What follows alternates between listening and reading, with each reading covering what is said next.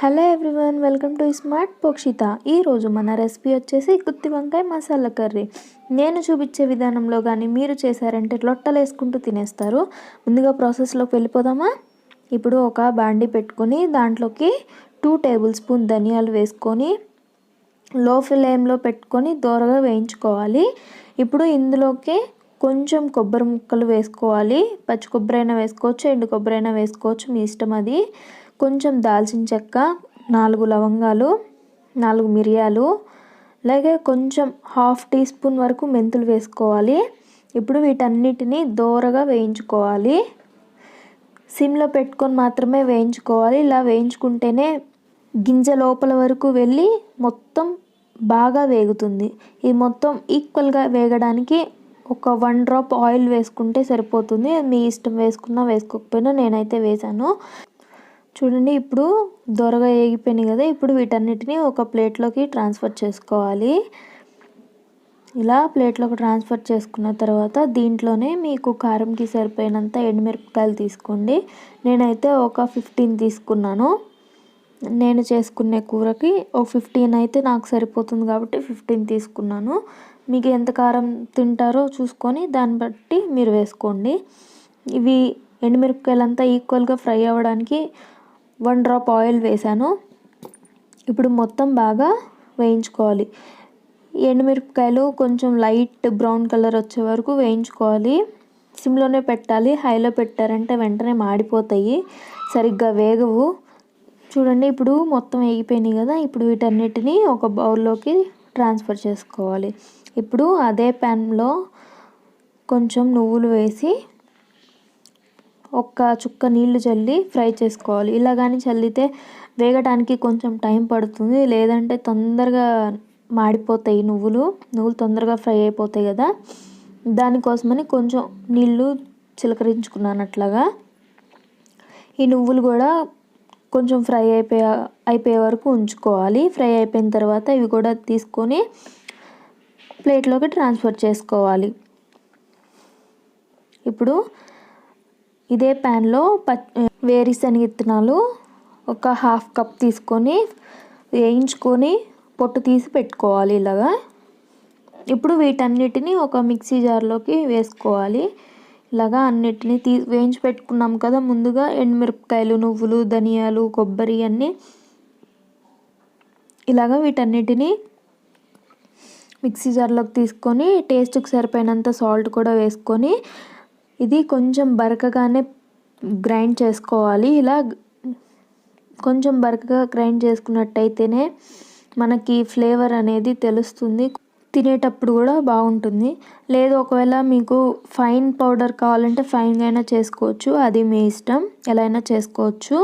ఇప్పుడు ఒక గిన్నెలోకి వాటర్ తీసుకొని అందులో కొంచెం సాల్ట్ వేసి వంకాయల్ని శుభ్రంగా కడుక్కొని దీనికి 4 ఘాట్లు పెట్టుకొని దాంట్లో వేసుకున్నట్లయితే వంకాయ అనేది నల్లగా అవ్వకుండా ఉంటుంది.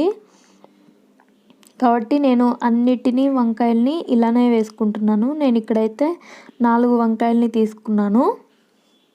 అసలు వంకాయ అంటే ఇష్టపడని వాళ్ళు ఎవ్వరు ఉండరు కదండి. చాలామంది తింటారు వంకాయని, ఎవరో ఒకళ్ళు ఇద్దరు తప్ప మిగతా అందరూ చాలా అంటే చాలామంది వంకాయని ఇష్టపడతారు. అది గుంటూరు సైడ్ అయితే చాలా బాగా లైక్ చేస్తారు వంకాయని. వాళ్ళు ఎన్ని టైప్స్ ఆఫ్ వెరైటీస్ చేస్తారంటే వంకాయల్ని, అవి రాబోయే వ్లాగ్స్లో పోస్ట్ చేస్తాను. ఇప్పుడు ముందుగా కట్ చేసి పెట్టుకున్న వంకాయల్లోకి ఈ మసాలా పౌడర్ని స్టఫ్ చేసుకొని పక్కన పెట్టుకోవాలి. అన్నిట్లలోకి ఇంతే పెట్టుకోవాలి. ఈ స్టఫింగ్ పౌడర్ ఉంది కదండి, ఈ స్టఫింగ్ పౌడరు ఎయిర్ టైట్ కంటైనర్లో పెట్టుకొని ఫ్రిడ్జ్లో పెట్టుకుంటే ఒక 15 to 20 డేస్ అయినా సరే బాగానే ఉంటుంది, అస్సలు పాడవదు. ఎప్పుడైనా మీరు ఎక్కువ వేసుకున్నప్పుడు లేదా త్వరగా చేసుకోవాలి అనుకున్నప్పుడు ముందే ఇలాగా ఇవన్నీ ఫ్రై చేసుకొని పౌడర్ చేసుకొని ఫ్రిడ్జ్లో అయినా పెట్టుకోవచ్చు. ఈ వంకాయ రెసిపీ ఇలానే మీలో ఎంతమంది చేస్తారో చూసి కమెంట్ చేయండి నాకు. లేదా ఇంకా కొత్త వెరైటీస్ ఏమన్నా ఉంటే ఎలా చేస్తారో కూడా నాతో షేర్ చేసుకోండి. చూడండి, ఇప్పుడు ఇలా మొత్తం పెట్టుకున్నాం కదా వంకాయలన్నిటినీ. ఇప్పుడు ఒక బాండీ పెట్టి దాంట్లోకి ఒక హాఫ్ కప్ ఆయిల్ యాడ్ చేసుకోవాలి. ఈ ఆయిల్ కొంచెం హీట్ అయిన తర్వాత 1 టేబుల్ స్పూన్ జీలకర్ర, 1 టేబుల్ స్పూన్ ఆవాలు, కొంచెం కరివేపాకు వేసి ఈ తాలింపు మొత్తం బాగా ఫ్రై చేసుకోవాలి. ఇలాగా బాగా ఫ్రై అయిపోయిన తర్వాత దీంట్లోకి ముందుగా స్టఫ్ చేసి పెట్టుకున్నాం కదా వంకాయలు, అది ఒక్కొక్కటిగా దీంట్లో వేసుకోవాలి. ఇలాగా అన్నిటినీ వేసుకున్న తర్వాత దాంట్లో ఆయిల్ ఉంటుంది కదండి, ఆ ఆయిల్ని కొంచెం గరిటెతో తీసుకొని కొంచెం కొంచెంగా ఒక్కొక్క వంకాయ మీద వేస్తూ ఉండాలి. ఇలా కానీ వేసినట్లయితే ఇక్కడ పైన కూడా కొంచెం త్వరగా కుక్ అవుతుంది. దీనిపైన ప్లేట్ కానీ పెట్టుకొని ఉడికించుకున్నట్లయితే తొందరగా అయిపోతుంది. నేనైతే పెట్టలేదు. ఇప్పుడు సగం కుక్ అయినాయి కదా, 80% వరకు కుక్ అయ్యేలా కుక్ చేసుకోవాలి. ఇప్పుడు దీన్ని టర్న్ చేసుకుంటూ ఉండాలి మధ్య మధ్యలో, లేదంటే ఒకటే సైడ్ ఉంటే కిందంతా మాడిపోతుంది, పైనంతా సరిగా ఉడకదు.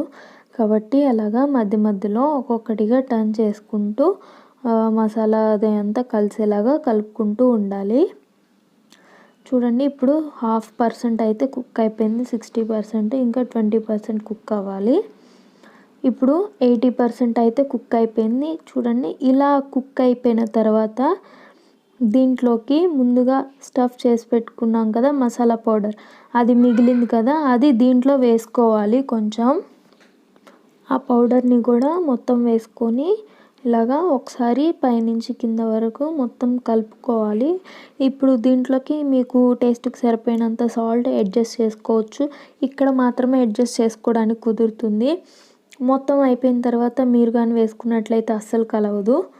కాబట్టి ఈ స్టేజ్లో ఉన్నప్పుడు కొంచెం సాల్ట్ వేసుకొని సరిపోకపోతే కలుపుకోండి. ఇప్పుడు ఇలాగా మొత్తం కలుపుకున్న తర్వాత దీన్ని ఒక మూత పెట్టి ఒక 5 మినిట్స్ అలాగే వదిలేయాలి. ఒక 5 మినిట్స్ తర్వాత చూడండి, ఆయిల్ అంతా పైకి వచ్చింది కదా. ఇప్పుడు మొత్తంని ఒకసారిగా ఇలా కలపెట్టుకోవాలి.